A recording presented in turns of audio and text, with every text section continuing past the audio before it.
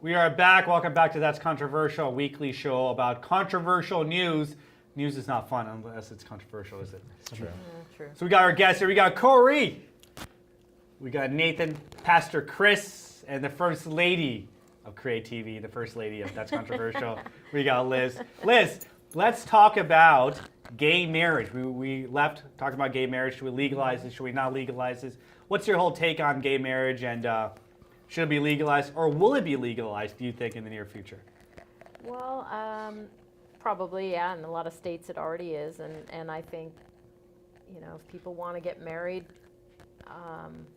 it's important that they be allowed to and have those benefits. But I liked what you said, which was if you are going to marry a couple, let's say that's in your congregation or whatever you want to call it, that you see why they want to get married. Because I think marriage is a really serious thing between two people. And, you know, I've worked in the legal field and watched people get divorces. And, you know, family law is not fun. And child support and all the scary things that come along with it. And just the fights that happen, bad. So I think if people want to get married, that's great. But marriage is serious, so I think in general, whether it's between a couple that's gay or a straight couple, doesn't matter.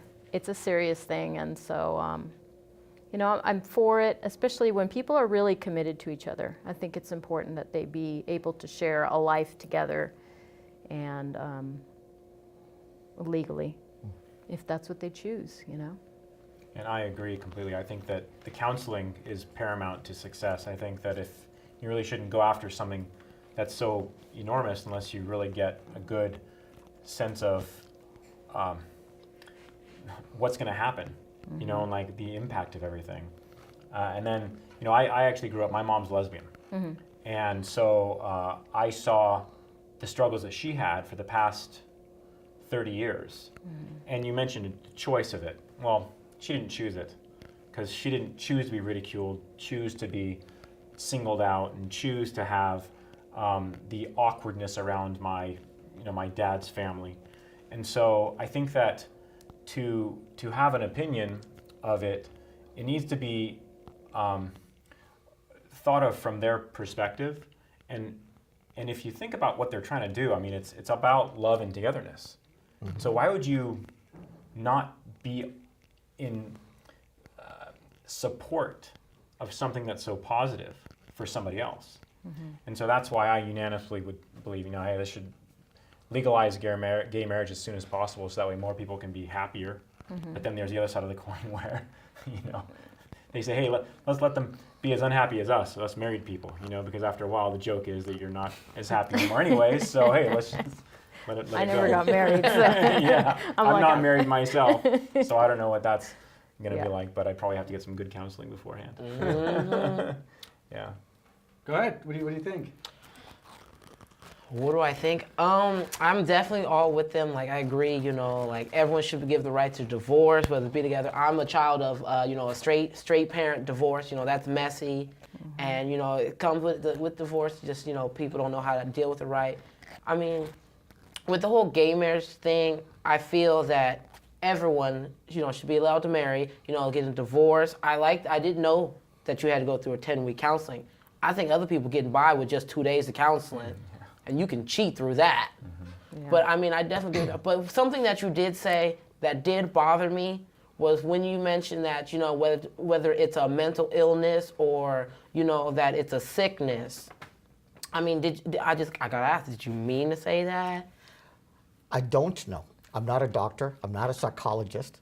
And I don't know what's inside their head, what causes this. And I cannot make an opinion on that.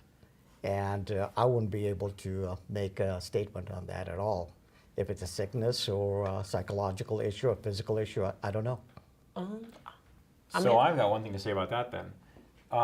Earlier you were mentioning how if you put all the faults aside, you just love them for who they are. Isn't that sort of accepting all the faults? Then what you're basically saying is that if they aren't in a heterosexual orientation, then there's something wrong with them. No, I didn't say that. Because then it's a psychological, it's... I don't know. If somebody asked me about some type of that particular relationship, I would not be able to answer. But what I do is I look at the people. I look at people. And we all have certain backgrounds. I, as a matter of fact, have a homosexual nephew. And when I look at his background, he had a father. My brother was not in his life. And not only that, when he was growing up, they would dress him like a girl. So I don't know what made him choose that. I cannot answer that question. I'm not somebody that can make a judgment on that. Maybe I can help you shine some light on that one.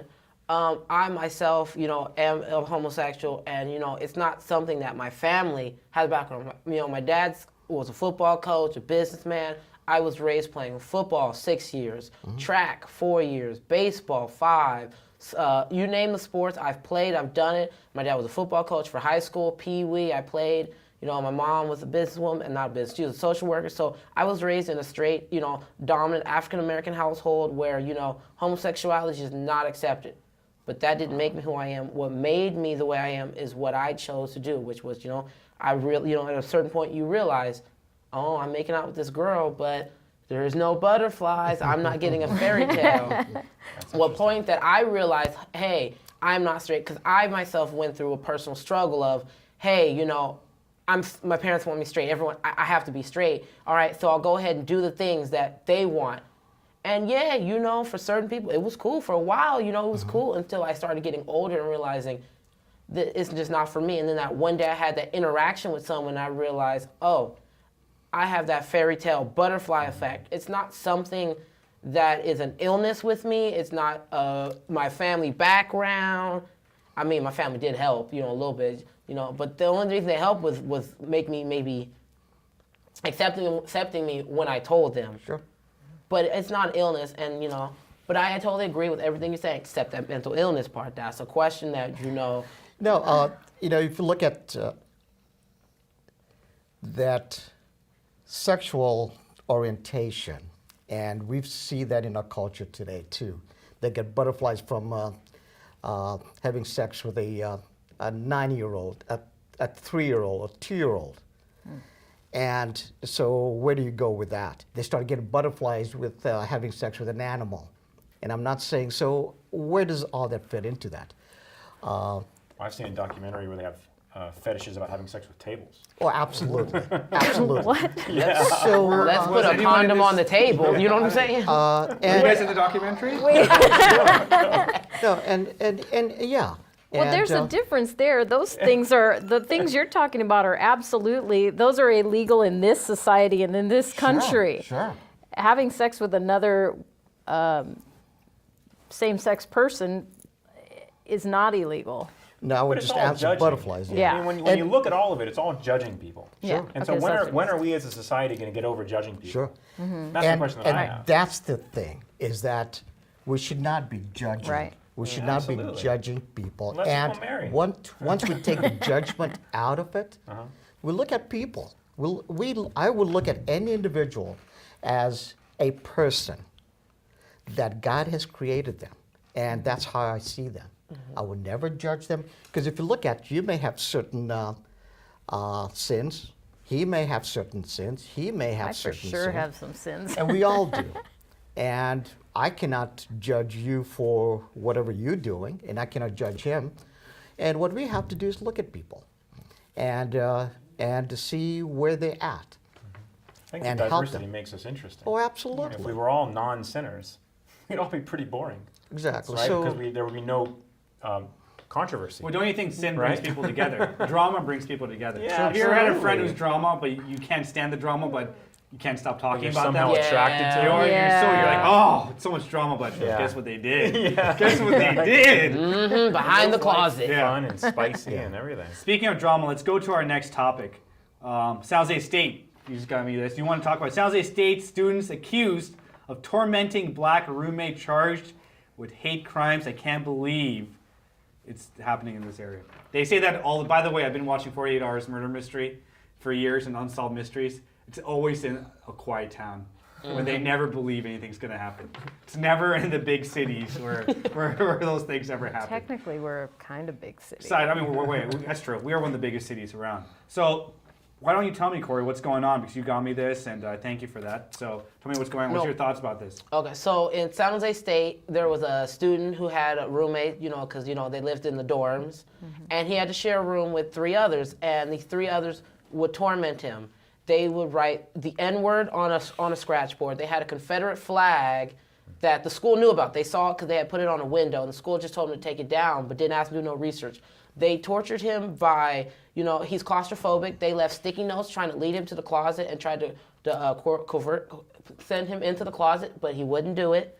They tied him down and put a lock on his neck and told him that they lost the key. They would tie him up. They would do all types of harassing stuff to him. And he, at first he didn't say anything. Hopefully it would stop, but it never stopped. And then eventually he couldn't take it no more. And so now it's this big deal because the school could have dealt with this, done something about it. They knew about the Confederate flag. They knew about all of that.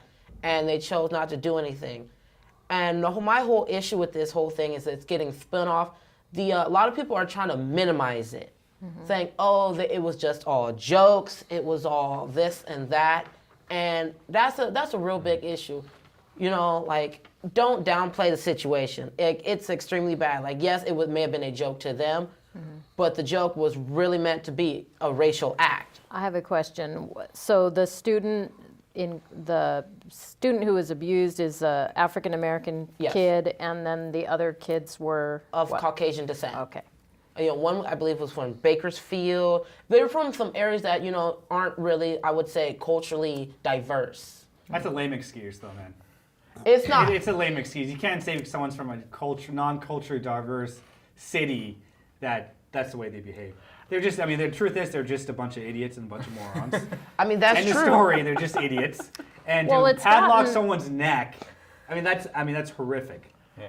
It's really Well, bad. they're facing charges, right? Yeah, they're facing charges, hate crime charges and harassment charges, and I believe there's one more, but I don't quite remember what that was. But again, here we go back to these kids are probably all under 24. They're not thinking about what potential outcomes could be in their actions. And so hopefully, this lets people know there's a lot of stuff that's not okay, and that's not okay. I find there's an increase.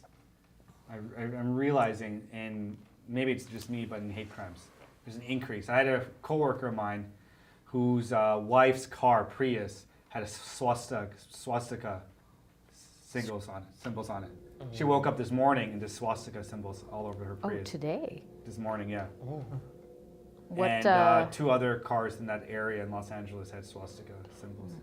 I wonder if it's actually increasing, or if because of the global reach of the internet that we're hearing about it much quicker. Right. What do you think that is? I think it is. I think you're 100%.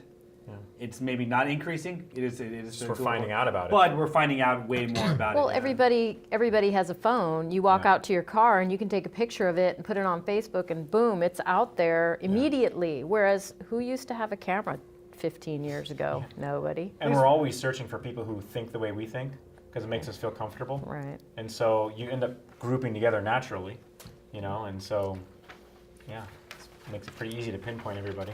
Yeah.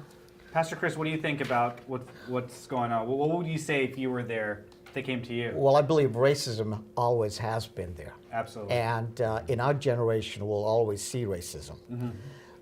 But there are children nowadays that they would not deal with racism. There is a change that my kid is a blended kid. My wife is Puerto Rican, blonde, blue-eyed, and I've encountered racism. We would go to restaurants in Dallas, and whenever she would go to in the restroom, they would come and knock or follow her and say, "What are you doing with him?" So interestingly, so yes, I was in Dallas doing their 911 system upgrade, and all this time, at that time they didn't have video conferencing, and I was talking to them over the phone, and so The first day I walked in, Monday, 9 o'clock, in this conference room, and everybody's mouth just dropped. They didn't expect a colored or somebody like me walking in there. They thought there was somebody, Anglo walking into that conference room, and I could see the face as I looked around, like, Yeah. who are you? So yes, there's always been racism. The reason we see more prevalent right now is because of the news. They take it and they do centralize, and which is great. Media,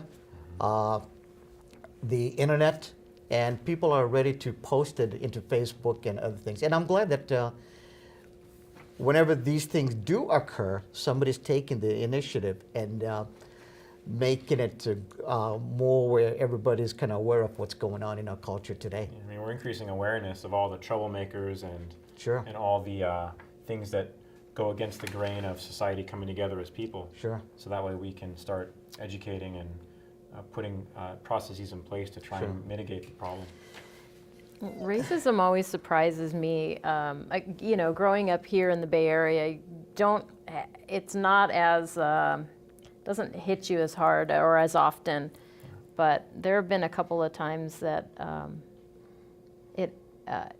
someone will say something and I'm just always surprised.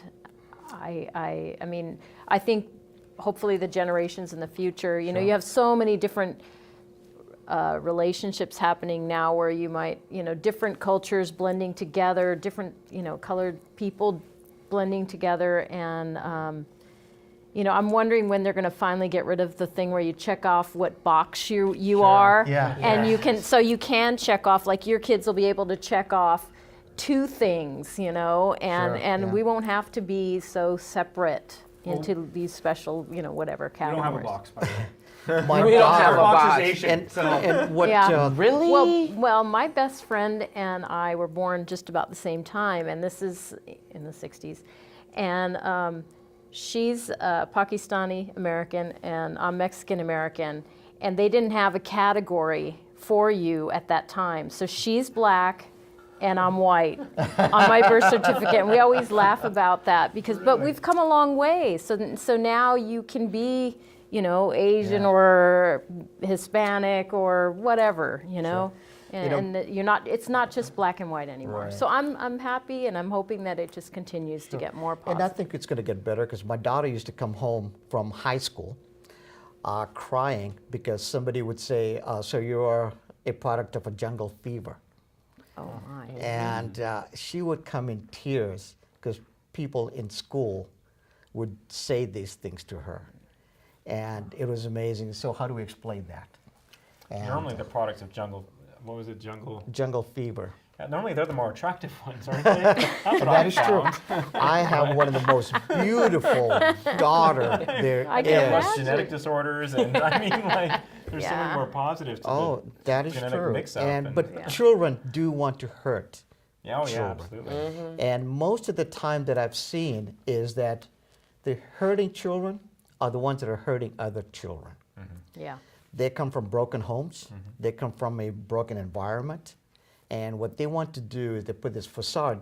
They think that I'll be better, or I can put a facade over my hurtingness by hurting somebody else. Right. And that's what they intend to do. Once you take that and find out what's really causing that, and you take that or teach them, educate them, I think all this can go away.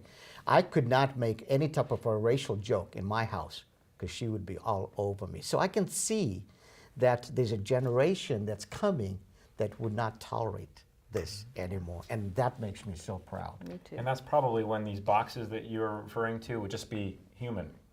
Yeah. Right? You just check off a human box because that's kind of just what we are. Yeah. Or you can check out as many of them. You want to check all of them? Go ahead. Sure, associate with What You know? fascinates me and what intrigues me is sitting around people and looking at the culture that they bring to the table. And you look at each one, it's so fascinating. Culture is so wonderful, realizing each ethnicity brings something great to the table. And that's what makes people different. And we want to see that. I agree. You know, it's interesting when Senator Obama was running for president. I remember living in LA with 3 roommates, and I had these neighbors, these girls from Boston, and they said, you know what, I'm sorry, but you know what, it's really nice that you like the senator, but no black man's going to be president. It's not going to happen. It will never happen. But I think him being president has changed the landscape a lot.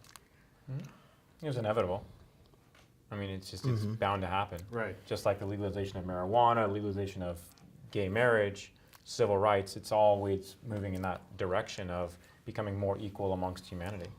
So it's just a matter of time. But I do have a question though. I mean, this is a question that's been raised by a lot of people. It mostly comes up in, I don't know about anyone else, but the African American community. Some people are saying it's an acceptance of him because, you know, he was of a mixed breed. Like if he would have been a darker African American, it would have been a totally different story. Because he's lighter skinned, which could show more appeal to other people, because they'd be like, oh, he's not full black, you know, it's okay, you know, because they also see that he's educated, so they instantly assume, oh, he's not even a real black person, he's white. Hate this word. I really hate this word because as a child, even your daughter getting bullied, I got bullied too. Whitewashed. I hate that word. But because, I mean, it's not such thing as whitewash. It just means I'm educated. I don't speak with a slur. I like, you know, like to enunciate my words. I just hate that. And it just, people like to say, if he was not that way, would he still, do you think he would still be president if he was darker skinned? No, I mean, listen, he's an attractive guy, just like Kennedy was an attractive guy. You got to be attractive to be at that level. What he fits a model, and he fits a generational model. And every 40 years, there's someone that comes along that fits that model, one or two people. In this generation, it's Hillary Clinton, the female Barack Obama. 40 years ago, it was Kennedy, and it was Martin Luther King, and it was that generation. And 40 years before that, it was Roosevelt, who fit sort of that model. You know, before, you know, Roosevelt was all about radio and the voice and enunciation. Kennedy was about TV. Obama was about technology. So his looks, listen, will Colin Powell, if he was Democrat, would he have won? No, he wouldn't have won. Obama was able to be good looking, which everyone liked, right? And which no one wants to be ugly. So he was good looking, and he was charismatic enough. And the thing that got him to become president, he was an underdog, and he had no connections whatsoever to politics, no connections to entertainment, no connections to money. So he was able to relate to every single person. What I've seen is that people they want to progress. They want to go forward. And they saw Obama, just like Kennedy, that he'll be somebody that would take us over that line, that will make us more progressive. Nobody wants to regress. And people like changes. They are tired of the politicians that are running, and they wanted somebody that would get us out. I've seen each president that was elected was kind of opposite as to what the other president did or didn't do. So people want change. They always want change. And Obama is bringing something. Now, there was kind of another something interesting, is that when you look at the world news, every other country, they said, what took us so long to elect a black president? When Obama was elected, everybody was celebrating. But only here that I've seen more negative news out of Obama in the U.S. than other countries. Yeah. Oh, really? You were saying that Kennedy had a 90% approval rating. Obama has 40% now. Right now. Right now.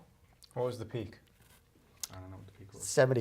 73. He was at the highest 73. This is his first few years. Yes. But I feel like because he's the new guy in there and he expects change from right away, but he's in there cleaning up someone else's mess, but they expect everything to be changed, different, just because a whole new person's in there. Like, and it's like the healthcare things that are going on. You know, this country needed that. This country needed to catch up with other countries in the world that are so much more progressive in their health care and taking care of their citizens. And yeah, it's going to have glitches. Yeah, it's going to be a problem, and it's scary because we're doing something that's completely different. And you know, as a person who didn't have health care and ended up in debt, I'm so happy that right now I have insurance because I work, but man, you really, if you didn't have insurance before, you could really, really end up in a big old mess. So I think. Yeah, and I firmly believe that power lies in a lot of people. And so us as a country, I think that the country will become more powerful the more we take care of our people. Right. And so I I want to see it succeed. I want to see it become well adopted. It will take time, though. Yeah. I mean, I can't even imagine rolling out a new Yeah. reform like That's this for huge. 300. How many millions of people do we have in this country? Sure. 350 million Yes. people. Right. I mean, that's a Yeah. lot of people. Yeah, it's gonna not gonna work have overnight. glitches, and Yeah. you know, you can't even put a new. As an IT guy, you know. Yeah. Well, as an IT guy, I would have done it totally different as far as rolling Sure, this. we all would have. Yeah, and you know, whatever resources that they had. But see, you look at it when Social Security was first launched, it was way worse than this health program that they're trying really? I didn't to know that. launch, and they had so many issues. But on the other hand, obviously they didn't have as much time because there was always roadblocks. They were trying to prevent it from going forward, and they had very little time to really get it off. They had a window to get it out, and they weren't too sure if they invested all this money into that, would it be not successful, but would the Congress approve it or not? Or even the Supreme Court would approve it or not. So they had so many roadblocks to go with. So with the limited time that they had, I believe it's there. We should embrace it and go forward. I like Obamacare. You may want to call it Obamacare or whatever, but I think our health system in this country had to be somehow revamped. I had a question though. So I mean, I like Obama a lot, but when he was running against Hillary, I'm not gonna lie. If Hillary would have started out her campaign the second half, the way if she would have done it the second half from the beginning, I feel like she should have won. I'm all for it. Like the next president, I'm not gonna lie. I'm all for Hillary. Like, I love her. You know, I loved her when she was talking about not taking, you know, she's been through a lot. I mean, Bill put her through a lot. And, you know, I love Hillary. And I want to know, what do you guys think about her? Because I'm all for her next president. Just like this country needed a quote, non-white president, we also will eventually have a female president, I believe. I mean, just like other countries, we need to catch up. Yeah, I agree. I love her, man. I think she's amazing. I think the thing I like most about her, I didn't like her in 2008. I thought she was an arrogant, cocky, you know, I didn't see her as an underdog. I saw her as someone who was almost given everything as first lady, and then she became senator. She was first lady. But the thing I respect most about her is she never reacts. As you said, she's gone through living hell in public. Losing that election probably just really hurt her. You know, she got cheated on in front of the world, which is, getting cheated on is hard to do, but in front of the world where everyone knows. Right. And people still love Bill after cheating on her. That must even be worse. Bill was a thug for saying he knew it happened, still denying. He a thug for that week. You know you famous when you can have someone do something and get famous for doing something to you. Right. I hope she wins. She's very progressive. She's very intelligent, and she does have some experience. And what I believe helped Obama won, he was a little underdog, but technology did help him. He had Facebook. He was tweeting. He had his BlackBerry, just sending out messages, getting the people to come out and vote. And we had a lot of young people coming out to vote, and I believe that was the difference. I'm Swami, Liz, Kory, Nathan, and Pastor Chris. That's controversial. We'll see you guys very soon. Goodbye.